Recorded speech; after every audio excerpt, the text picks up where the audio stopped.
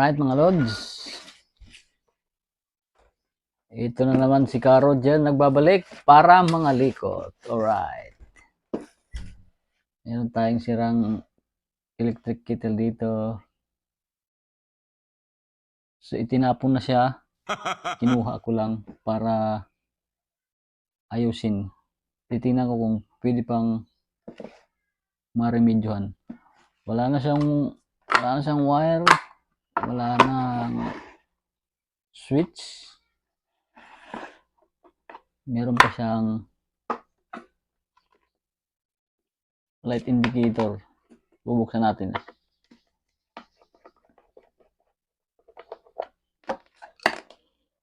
Ano natin? Tingnan natin kung pwede pa siyang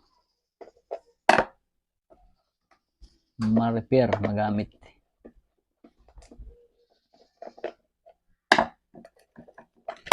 Uy. Kompleto pa siya ng accessory sa loob.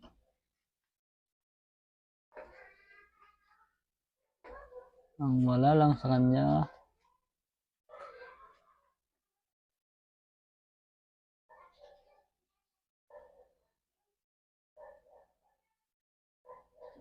yung kanyang wire.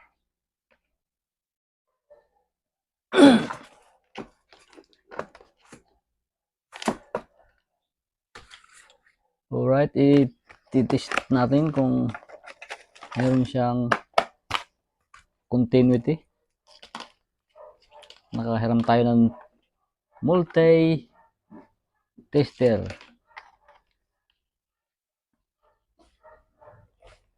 Lagyan natin sa ohms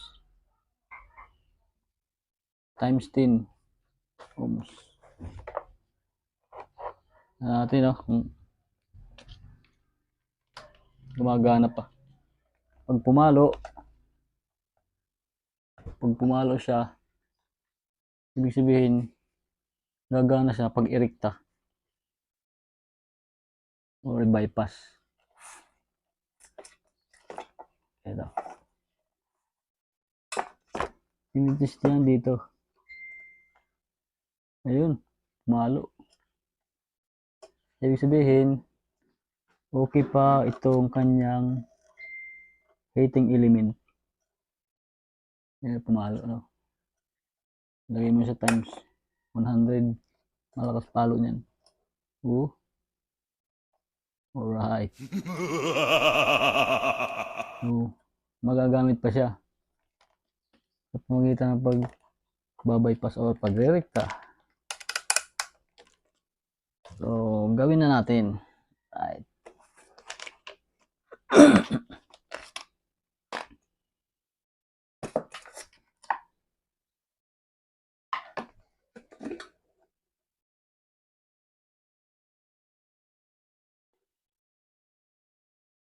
Putol na pala. Ito wala siyang screw. Gutin lang natin. Yun.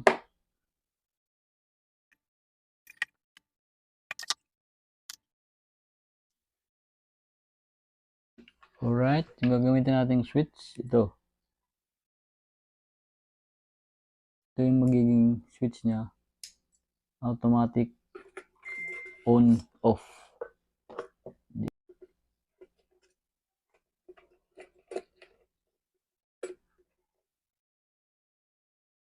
Gawin na lang natin ang paraan mamaya.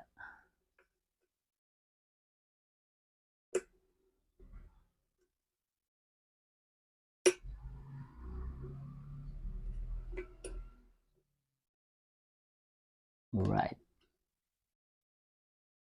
Nakuha ko lang siya dun din sa sirang kettle.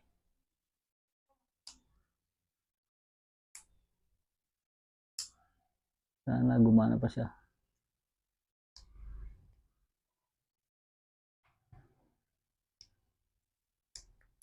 Yun, tanggal.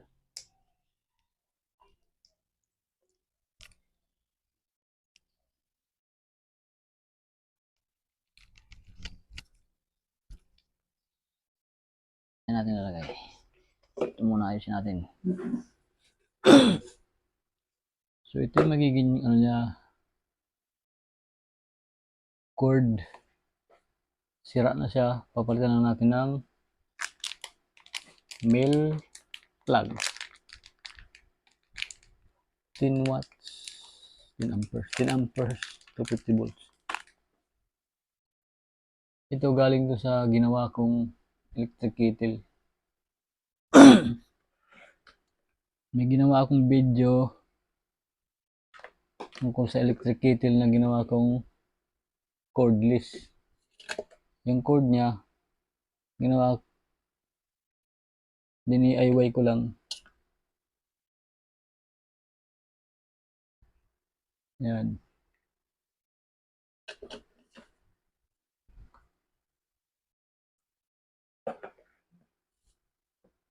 Pero ito, gagawin natin na hindi siya cordless. Mabusisi kasi yung cordless. Ito, basic repair lang. Para mapagana natin itong kettle. Right. Let's go!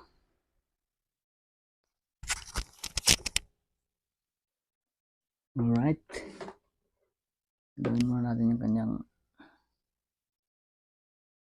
cord.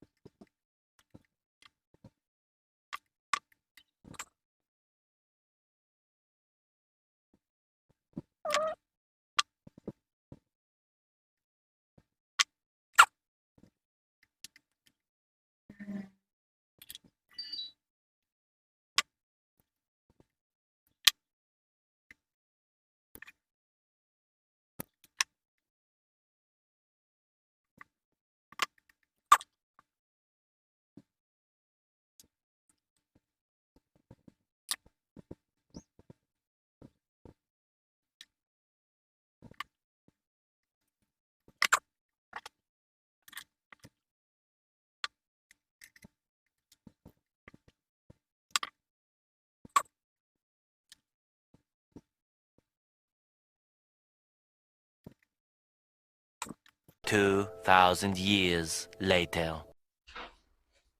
Alright, ito na yung nagawa nating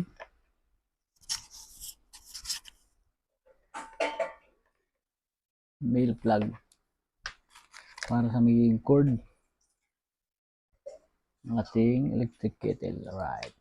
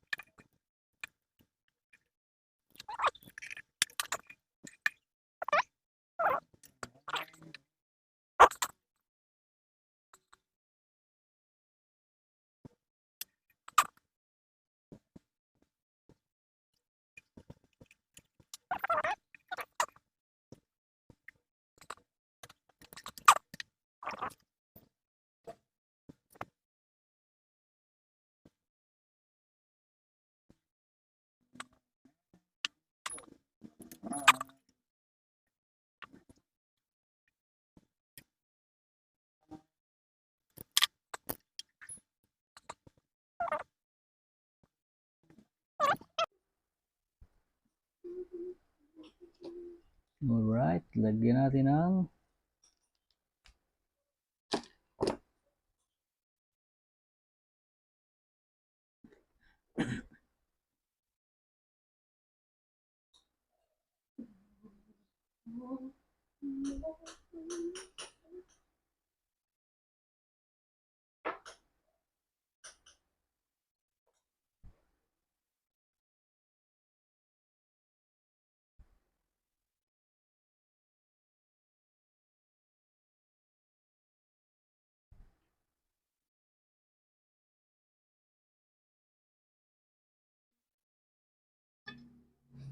lagyan natin ng panghinang. Wala na pala akong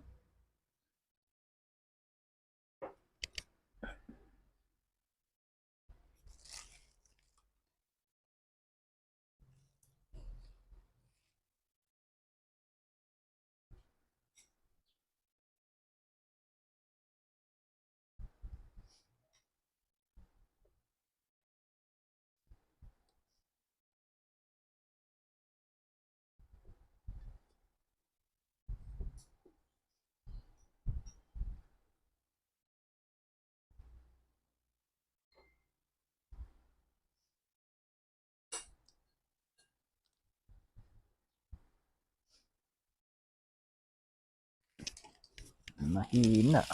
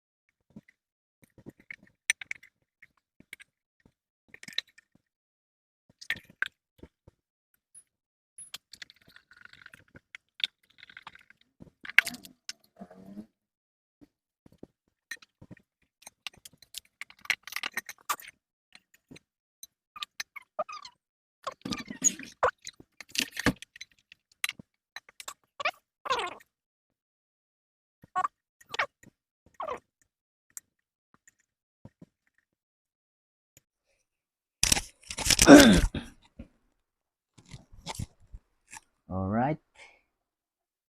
Ito na, malapit na. Malapit na pumutok.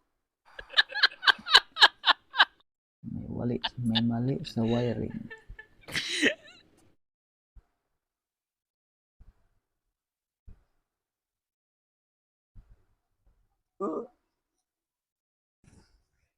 Oh no.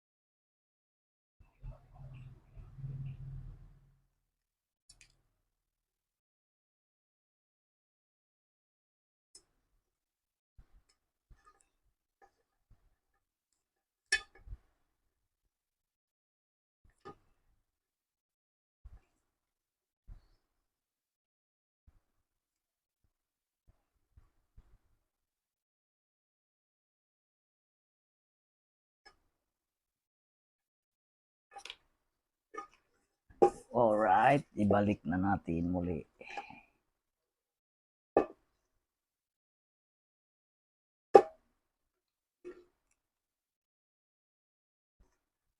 Ano? May mali dito.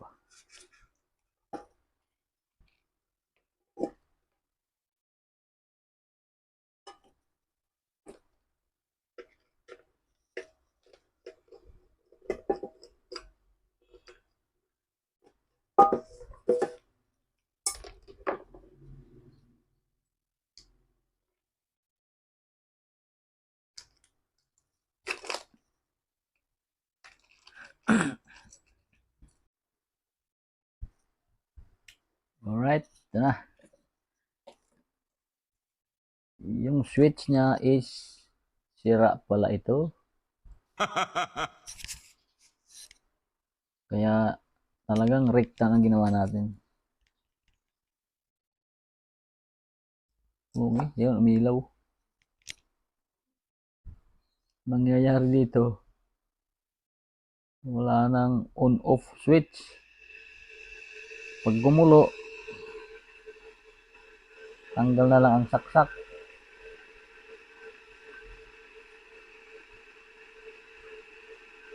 Napagana natin yung hindi na gumagana na electric kettle. Kaya lang, wala nang on-off switch. Sira pala ito. So, bibili tayo ng, sana may mabilhan na ganito. Replacement. Para magkaroon siya ng on-off switch.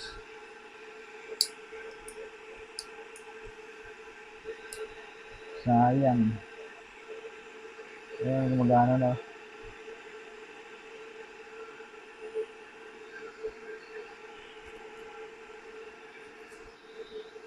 Mas maganda pa rin yung nagawa ko nung nakaraan na cordless na electric kettle.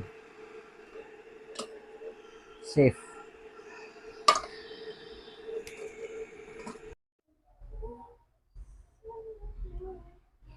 Alright, ito na. Kumulo na siya mga lods. Hindi ko na napakita na kumulo. Tinanggal ko na sa saksak. Kasi wala siyang on-off switch. Yan lang mangyayari ngayon. Minamilaw. Mangyayari pag kumulo, tatanggalan na natin ang saksak. Hindi pwedeng iwanan. Kasi nga wala nga siyang switch. Sana may mabilhan na ganito para magkaroon siya ng on-off switch. Alright, yan muna ang video natin sa ngayon mga lods. Maraming salamat sa panonood.